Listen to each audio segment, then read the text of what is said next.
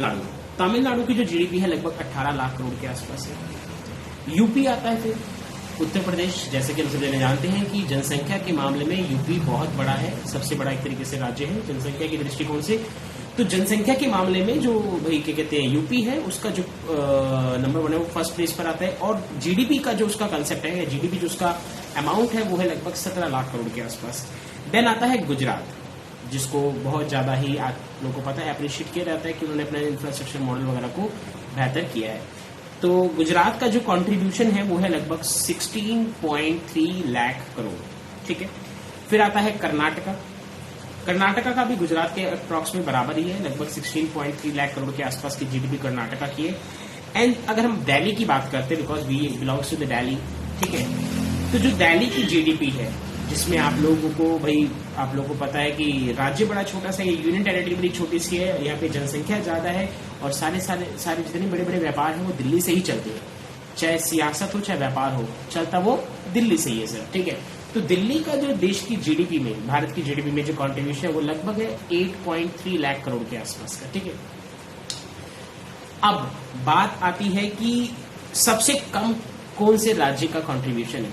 तो अंडमान निकोबार द्वीप समूह जो हम लोग सुनते हैं, तो उसका जो जीडीपी में कंट्रीब्यूशन है वो सबसे कम है, 0.97 करोड़ के आसपास। ठीक है।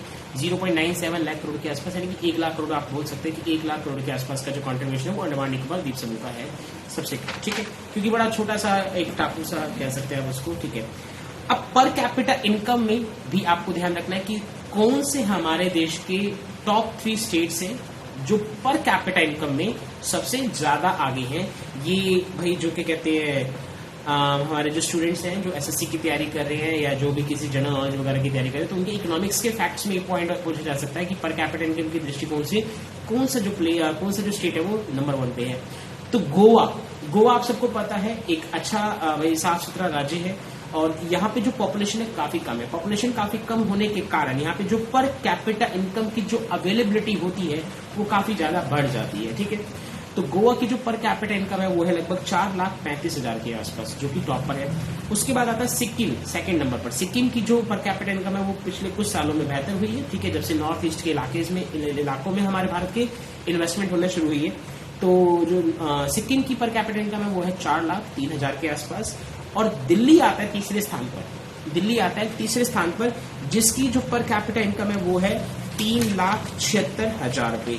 और अगर हम बात करते हैं सबसे लास्ट में जो राज्य है जिसकी सबसे कम भाई पर कैपिटा इनकम है वो है बिहार एक ऐसा राज्य जिसकी आबादी तो लगभग 12-13 करोड़ के आसपास है, लेकिन वहां पर सबसे ज्यादा आईएएस और जो गवर्नमेंट जॉब की तैयारी है वो लोग बिहार के लोग की तरफ से ही होती है। ठीक है। बट पर कैपिटा इनकम के मामले में बिहार सबसे कम पे आता है। तो पर कैपिटा इनकम के मामले में बिहार की जो पर कैपिटा इनकम है वो लगभग है 46,292 रुपए। अब क्वेश्चन यहाँ पर ये उठता है कि बिहार की जो पर कैपिटा इनकम है वो इतनी कम क्यों है। तो अगर मैं आपके सामने कुछ रीजन लिखूं तो सबसे पहला रीजन आएगा कि वहां पे किसी भी प्रकार की जो इंडस्ट्रियलाइजेशन है उस पर वहां की जो भी पॉलिटिकल पर्सन है या पॉलिटिकल पार्टीज हैं वो फोकस नहीं करती। दूसरा, लेवल ऑफ एजुकेशन, वहां पे बातें तो बहुत हैं बट एजुकेशन काफी कम है। तीसरा, वहां पे पॉपुलेशन लगातार बढ़ती जा रही है जिसके कारण जो पर कैपिटा इनकम की एवरेज है वो काफी डाउन जाती जा रही है। ठीक है। चौथा रीजन ये आता है कि कहीं ना कहीं जो वहां पर माइग्रेशन की समस्या है कि भाई लोग वहां से माइग्रेट होकर जो शहरों में शिफ्ट होते हैं, लाइक दिल्ली हो गया, चेन्नई हो गया, मुंबई हो गया, कैलकाटा हो गया और अलग अलग और भी जो जहाँ पे शहर जहाँ पे रोजगार की उनको सुविधा मिल सकती है, तो वो लोग वहां से माइग्रेट होकर यहाँ पर अपनी फैमिलीज के साथ शिफ्ट हो जाते हैं। ये बड़ी परेशानी है। और कुछ लोग पढ़ लिखने के बाद भी वहां से माइग्रेट हो जाते हैं क्योंकि वहां पे सुविधाएं अवेलेबल नहीं है। ठीक है। उसके बाद एक पॉइंट जो और आ सकता है कि कहीं ना कहीं इतने सालों में भारत के अंदर इकोनॉमिक रिफॉर्म्स को हुए लगभग आज 31 साल के आसपास होने वाले हैं। ठीक है। 1991 में भी all that PV Narasimha Rao ने जब मनमोहन सिंह ने मिलकर ग्लोबलाइजेशन और लिबरेशन और प्राइवेटाइजेशन को इकोनॉमिक रिफॉर्म्स को अंजाम दिया। 31 सालों में भी बिहार में आज भी कोई भी आईटी इंडस्ट्रीज पर फोकस नहीं है। तो ये कुछ बेसिक रीजंस हैं।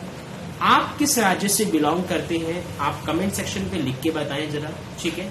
और अगर आपको ये वीडियो पसंद आई हो तो प्लीज लाइक और सब्सक्राइब और अपने जो साथ के स्टूडेंट्स हैं उनके साथ जरूर शेयर करें जिससे कि उनको भी थोड़ी सी नॉलेज मिल सके। Thank you so much.